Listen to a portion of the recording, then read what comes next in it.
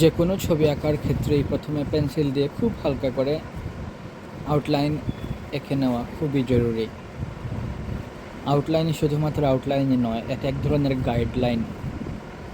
Outline আপনাকে guide করবে আপনি কতটুকু পর্যন্ত কালার নেবেন, এবং আপনি যখন জল রং শুরু করবেন তখন আপনি যদি সরাসরি কালার দিয়ে আঁকা শুরু করেন তবে অনেক সময় আপনি মিসগাইডেড হতে পারেন। বাট আউটলাইন আপনাকে একটা শৃঙ্খলাবদ্ধ রাখবে এবং আপনার ছবিকে সুন্দর করবে। জল রঙের ক্ষেত্রে আউটলাইন হওয়া দরকার যথাসম্ভব হালকা। শুধু আপনি দেখলেই চলবে, খুব গাঢ় করে আঁকার কোনো মানে হয় না। জল রঙে কখনোই খুব গাঢ় করে, খুব ডার্ক করে আউটলাইন আঁকা ঠিক নয়। এবং ড্রয়িং হওয়া উচিত বা আউটলাইন হওয়া উচিত যতটুকু সম্ভব ডিটেইলড। খুব এলোমেলো করে এঁকে রাখলাম তারপরে এঁকে ফেললাম, এরকম নতুনদের জন্য এটা খুবই বিপজ্জনক। নতুনদের জন্য ড্রয়িং হবে যথাসম্ভব ডিটেইলড, এবং যতটুকু কাজ আছে প্রায় সব জায়গাতেই ডিটেল করতে হবে। যেমন আমার এই পাতাটি একটি সবুজ পাতা, এবং কিছু কিছু জায়গা একটু মৃত এবং পচন ধরেছে, এরকম একটা কালার আছে, আম্বার কালার। তো আমি সেখানে সেই জায়গাটা কতটুকু পর্যন্ত তারও একটা ড্রয়িং করে রেখেছি খুবই হালকা করে। যেহেতু আমার ড্রয়িং খুবই হালকা সেহেতু প্রায় দেখা যাচ্ছে না বললেই চলে। আর এই ছবিটা আঁকার জন্য আমি যেসব কালার নিয়েছি তা হলো permanent green light, sap green, permanent orange, amber, vermilion এবং একটু কোবাল্ট ব্লু। তো প্রথমের যে গ্রিন কালারটা ক্রিয়েট করার জন্য আমি permanent green light, permanent orange এবং স্যাপ গ্রিন মিক্স করে একটা অলিভ গ্রিন টাইপের একটা কালার বানিয়ে প্রথমে আমি ওয়াশ দিচ্ছি খুবই হালকা। জল রঙে প্রথমে খুব হালকা থেকেই শুরু করতে হয়, এবং যতটুকু পর্যন্ত গ্রিন কালার আমি দেখতে পাচ্ছি ডাটা সহ প্রায় সব জায়গায় আমি প্রথমে গ্রিন কালার করব। এরপরে আমি আম্বার কালারটা দিয়ে ওই ব্রাউন টাইপের যে কালারটা আছে, মৃত পাতার কালার, মৃত কোষ যেদিকে আছে ওই দিকের যে কালারগুলো আছে সেই কালারগুলো আমি করব। এই যে এখন আমি আম্বার কালারটা নিলাম, আম্বার কালার এবং একটু ভার্মিলন, একটু স্যাপ গ্রিন মিক্স করে আমি এই কালারটা বানিয়ে এখন সব জায়গায় দিচ্ছি।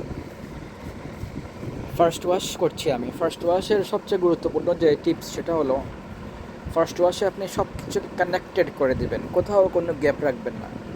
যেমন গ্রিনের সাথে আমি রো আম্বার যে কালারটা সেটা আমি একদম মিশিয়ে দিচ্ছি।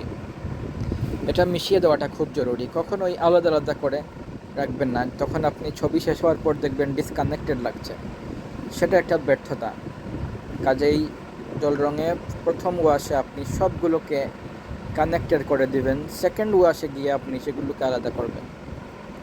তো দেখতে থাকুন, আশা করি ভালোই লাগবে। ফার্স্ট ওয়াশ হচ্ছে খুব ইনিশিয়াল স্টেজ। এখানে আমরা কালারগুলো প্রথমে ব্লক ইন করি। ব্লক ইন মানে সহজ বাংলায় হচ্ছে শূন্যস্থান পূরণ করা আর কি, বৃত্ত ভরাট করা। তো ব্লক ইনে কিছুই বোঝা যায় না এই ছবিটি কেমন হবে বা কোথায় গিয়ে এটা পরিবর্তিত হবে, এবং খুব ইম্পর্ট্যান্ট বাঁক চেঞ্জ করবে, বা এই পাতাটি আমাদের সামনের রিয়েল পাতাটা হয়ে উঠবে কোন স্টেজে, তা হচ্ছে সেকেন্ড ওয়াশে। অর্থাৎ আপনারা সেকেন্ড এবং থার্ড লেয়ারটা পর্যন্ত দেখতে থাকুন, একদম শেষ পর্যন্ত দেখতে থাকুন।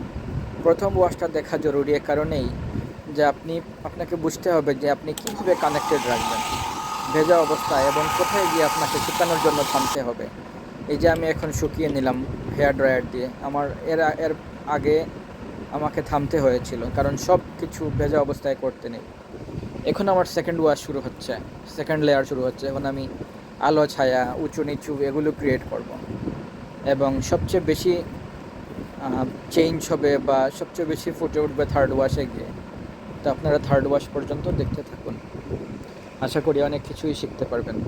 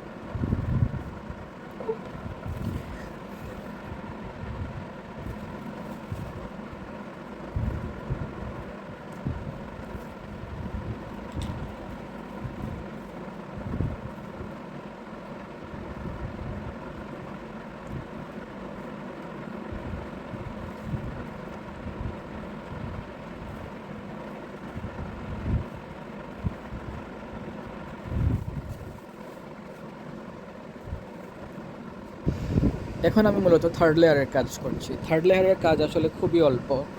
যে সমস্ত জায়গায় আমার সেকেন্ড লেয়ারে কাজ করার পরেও আরও কাজ ডিমান্ড করে, শুধুমাত্র সেসব জায়গাতেই আমি এখন কাজ করছি। এবং ফার্স্ট লেয়ারে যে কালারগুলো আমি ইউজ করেছিলাম, সেকেন্ড এবং থার্ড লেয়ারে আমাকে সেই কালারগুলোরই পুনরাবৃত্তি করতে হবে। আমি কিন্তু এখন আর কালার চেঞ্জ করতে পারবো না, আমি শুধু কালারকে ডার্ক করব। ফার্স্ট লেয়ারে অনেক বেশি পানি, কম কালার। সেকেন্ড লেয়ারে পানির পরিমাণ কমবে, কালারের পরিমাণ বাড়বে। থার্ড লেয়ারে পানির পরিমাণ একদম কমে যাবে, কিন্তু তুলিতে পানি থাকতে হবে, নয়তো রং শক্ত হয়ে যাবে। আর ঘষাঘষি করা যাবে না। বড় জোর 2 টাচ করবেন ব্রাশ দিয়ে, 1 টাচ অথবা 2 টাচ। 1 টাচে ছবি আঁকার জল রং অভ্যাস করতে পারলে খুব বেটার হয়। এখন আমি ছায়া দিচ্ছি। ছায়ার মধ্যে প্রত্যেকটা বস্তুর কালার কিছু না কিছু থাকে। যেমন এই দিকে আমি কোবাল্ট ব্লুর সাথে একটু ওই নিচের যে র আম্বার কালারটা সেটা মিক্স করব এখানে। এই যে একটু র আম্বার কালারটা আমি নিলাম। এই জায়গার ছায়াতে র আম্বার থাকবেই থাকবে, মাস্ট। এটা খুব ভালো করে দেখলে আপনারা খেয়াল করতে পারবেন।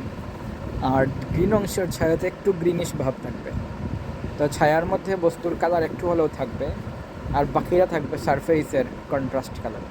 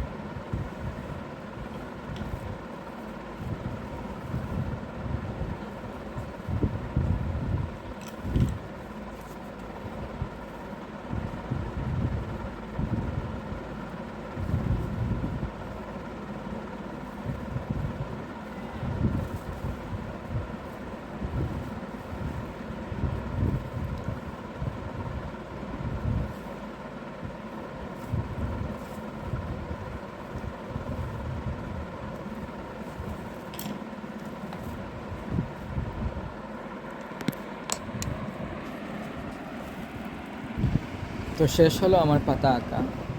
আশা করি আপনাদের ভালোই লেগেছে। যদি সত্যিই ভালো লেগে থাকে এবং আমার কথাবার্তা ও ছবি আঁকা থেকে যদি কোনো কিছু শিখতে পারেন, তবে অবশ্যই আমার চ্যানেলটি সাবস্ক্রাইব করবেন, লাইক দিবেন এবং সবার সাথে শেয়ার করবেন। অনেক অনেক ধন্যবাদ।